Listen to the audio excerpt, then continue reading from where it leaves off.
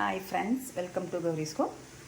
இன்றைக்கி நம்ம சுவையான ஒரு பன்னீர் பட்டர் மசாலா எப்படி செய்கிறது அப்படிங்கிறத பார்க்கலாமாங்க. அப்படி பன்னீர் பட்டர் மசாலா செய்கிறதுக்கு வெங்காயம் பெரிய வெங்காயம் 4 வெங்காயம் உரித்து வச்சுருக்கிறேன். தக்காளி ஒரு 4 எடுத்துருக்கிறேன். பூண்டு ஒரு 5 பல் எடுத்துருக்கிறேன். இஞ்சி இந்த அளவுக்கு எடுத்துருக்கிறேன். இன்னும் இது கூட வேறு என்ன சேர்த்து செய்கிறோம் அப்படிங்கிறத பார்க்கலாமாங்க. பேன் சூடாகிடுச்சு. அதில் எண்ணெய் ஊற்றிருக்கேன். நான் கல்லெண்ணெய் தான் ஊற்றிருக்கிறேன். இப்போ இதில் கட் பண்ணி வச்சுருக்கிற வெங்காயத்தை போட்டுக்கலாம்.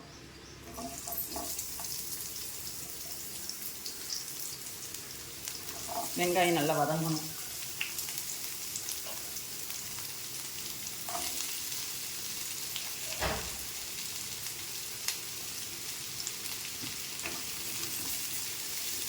வெங்காயம் வதங்கட்டும். அது கூடயே கட் பண்ணி வச்சுருக்கிற இஞ்சி பூண்டையும் நான் போட்டுக்கிறேன்.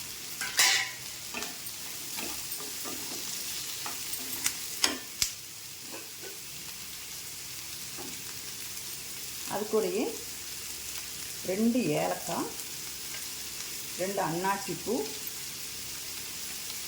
ஒரு நீளமான பட்டை எடுத்து பிச்சு போட்டிருக்கிறேன். 4 கிராம்பு இதெல்லாம் போட்டு வதக்கலாம். இது கூட ஒரு 10 முந்திரி பருப்பு நம்ம சேர்த்துக்கிறது நம்மளோட விருப்பம் தான். நிறையா போடுறதும் கம்மியாக போடுறதும் நம்ம விருப்பம். இதெல்லாம் நல்லா வதங்கட்டும். இந்த அளவுக்கு வதங்கி இருக்குது வெங்காயம். இதில் கட் பண்ணி வச்சுருக்க தக்காளி போட்டுக்கலாம். தக்காளி போட்டு அதையும் நல்லா வதக்கும்.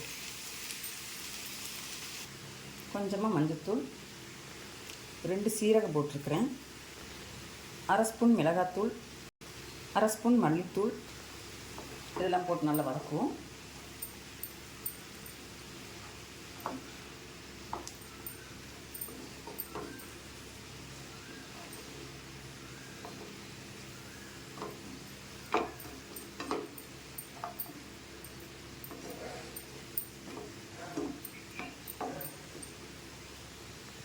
உப்பு. இப்போ நல்லா வதங்கிடுச்சு. தக்காளியில் தோல் பிரிஞ்சு வர அளவுக்கு வதங்கியாச்சு. இப்போ நம்ம ஸ்டவ் ஆஃப் பண்ணி இதை எடுத்து யாருங்க நம்ம மிக்சியில் போட்டு அரைச்சிடலாம். இப்போ இதில் ஒரு பேன் வச்சுருக்கிறேன். இந்த பேன் சூடாகிடுச்சு. இப்போ நான் இதில் பட்டர் போட்டிருக்கிறேன். பட்டர் போட்டு பட்டர் நல்லா உருகட்டும். இது கூட நீங்கள் எண்ணெய் வேணால் சேர்த்துக்கலாம். பட்டர் நல்லா உருகுது. இது கூட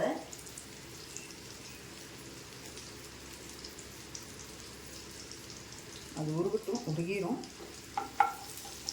இது கூட இத்தினோண்டு பட்டை அதை கிள்ளி போட்டுக்கலாம். ஒரு பிரிஞ்சி இலை அதையும் இப்படி கிள்ளி போட்டுக்கிறேன். போட்டுட்டு இது கூட கொஞ்சம் வெங்காயம், பெரிய வெங்காயம் போட்டு வதக்குவோம். கொஞ்சம் வதங்கட்டும்.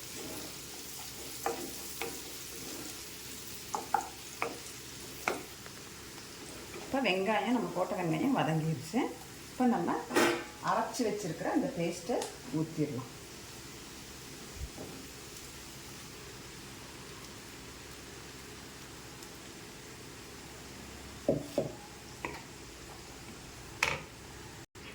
மிக்ஸி ஜாரை அலசி அந்த தண்ணியும் ஊற்றிடலாம். நமக்கு எவ்வளோ கெட்டி வேணுமோ அந்த அளவுக்கு வச்சுக்கலாம். இப்போ நல்லா கலக்கி விட்டு கொதிக்கட்டும்.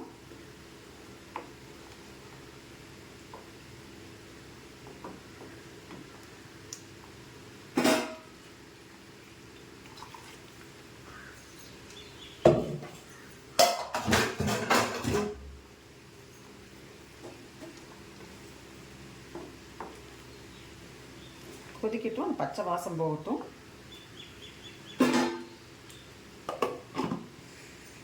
10 நிமிஷம் கழிச்சு பார்ப்போம். இப்போ இடையில எடுத்து கிளறி விட்டு கொஞ்சம் உப்பு காரமெல்லாம் பார்த்துக்கோங்க. பாருங்கள் தெரிக்குது, பார்த்து பண்ணுங்கள். பண்ணும்போது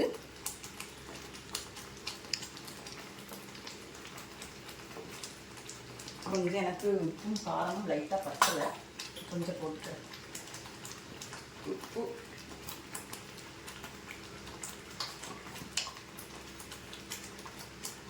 காரம் கொஞ்சம் போட்டுக்கிறேன் லைட்டாக. போட்டாச்சு, நல்லா கலக்கி விட்டுக்கலாம்.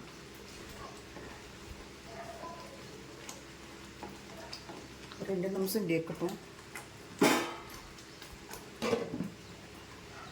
தெரிச்சு எல்லாம் அடுப்படி எல்லாம் ஆகுது.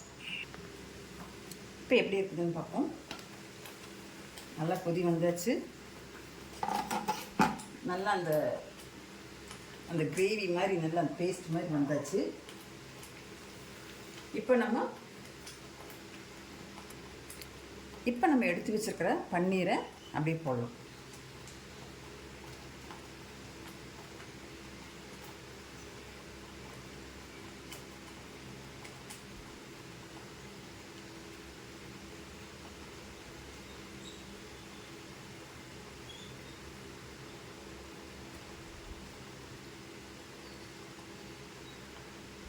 போட்டாச்சு, பன்னீர் போட்டாச்சு.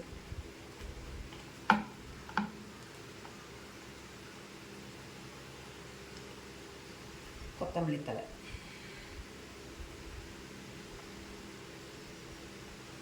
அதையும் கொஞ்சம் போட்டுக்கலாம். போட்டு ஒரு 2 நிமிஷம் மூடி வைப்போம். அந்த ஆவியில் அப்படியே அந்த பன்னீர் வெந்துடும்.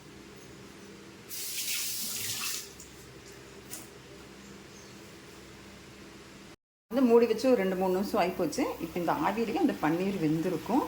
இப்போ நம்ம ஸ்டவ் ஆஃப் பண்ணிடலாம். ஸ்டவ் ஆஃப் பண்ணிவிட்டு சப்பாத்திக்கு சாப்பிட்லாம். லைட்டாக இப்படி பண்ணி விட்டுக்கோங்க, நல்லா டேஸ்ட்டு கொடுக்கும், செமையாக இருக்கும். நீங்களும் இந்த மாதிரி செஞ்சு பாருங்கள். செஞ்சு பார்த்துட்டு எப்படி இருக்குன்னு எனக்கு கமெண்ட் பண்ணி சொல்லுங்கள். வீடியோ பிடிச்சிருந்துச்சுன்னா லைக் பண்ணுங்கள், ஷேர் பண்ணுங்கள், சப்ஸ்கிரைப் பண்ணிவிட்டு பாருங்கள்.